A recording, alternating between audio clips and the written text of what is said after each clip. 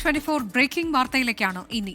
കൊല്ലം തെന്മല പഞ്ചായത്തിൽ പ്രവർത്തിക്കുന്ന പുനർജനി അഭയകേന്ദ്രത്തിൽ വയോധികമാരോട് ക്രൂരതയെന്ന് പരാതി. പുനർജനി അഭയകേന്ദ്രത്തിന്റെ ഉടമ അഞ്ചൽ സ്വദേശി ബ്രഹ്മദാസിനെ പോലീസ് കസ്റ്റഡിയിലെടുത്തു. ബ്രഹ്മദാസ് ക്രൂരമായ ശാരീരിക പീഡനത്തിന് ഇരയാക്കിയെന്ന് 70ഉം 72ഉം വയസ്സുള്ള വയോധികർ പരാതിയിൽ പറയുന്നു. കുളിപ്പേരെ കുളിക്കാൻ ഒക്കില്ല, അവരില്ലാതെ ഇതൊന്ന് വെക്കും. ഇത് വെച്ചിട്ട് അത് കണ്ടിട്ട് അവന്റെ ഫോട്ടോ പിടിച്ചിട്ട് അവനെ വേണ്ടാത്തൊക്കെ എന്നോട് പറയും. ഇവിടെ ഒന്ന് കുത്തിയിരിക്കും. അവസാനം ഈ കൊച്ചു ഈ പെണ്ണിനെ 3 ദിവസം കൊണ്ട് അതിനെ കൊണ്ടുപോകുന്നു.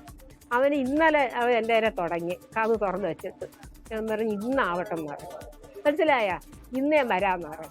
അന്നേരം എനിക്ക് ഒരു മനസ്സിനൊരു സ്വസ്ഥത കിട്ടി.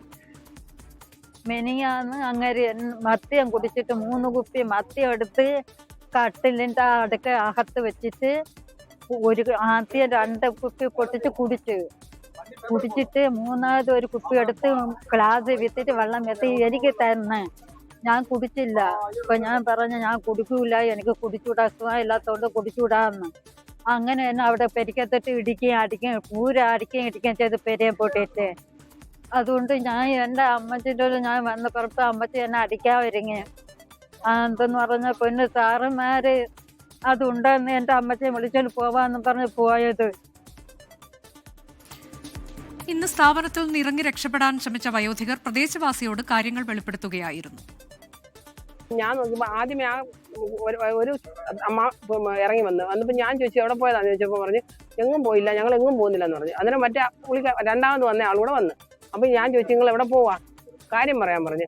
ഇല്ല ഞങ്ങൾ പറയത്തില്ലെന്ന് പറഞ്ഞു. ഞാൻ പറഞ്ഞു നിങ്ങൾ കാര്യം പറ. അന്നേരം പറഞ്ഞു ഞങ്ങൾ ചാകാൻ പോവാ. ഞാൻ ചോദിച്ചു എന്തിനാണ് നിങ്ങൾ ചാകുന്നത്? ഞങ്ങളെ ഇവിടെ ഇട്ട് അങ്ങനെ പീഡിപ്പിക്കുന്നു, ഞങ്ങളെ അത് ചെയ്ത് ഞങ്ങളെ ഇന്നലെ വൈകിട്ട് ഞങ്ങൾ ഇറങ്ങി പോരാൻ തുടങ്ങിയതാ.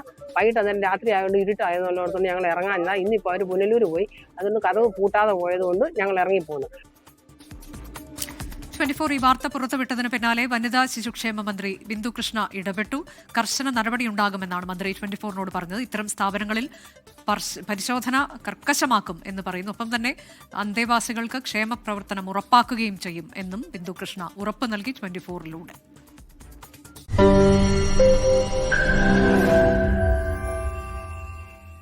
ലോകത്തെവിടെയായാലും ഏത് സമയത്തും 24 വാർത്തകളും ഓഗ്മെന്റഡ് റിയാലിറ്റി പാക്കേജുകളും എക്സ്പ്ലെയിനറുകളും വിശദമായി കാണാൻ ഞങ്ങളുടെ യൂട്യൂബ് ചാനൽ നിങ്ങൾക്ക് സബ്സ്ക്രൈബ് ചെയ്യാം.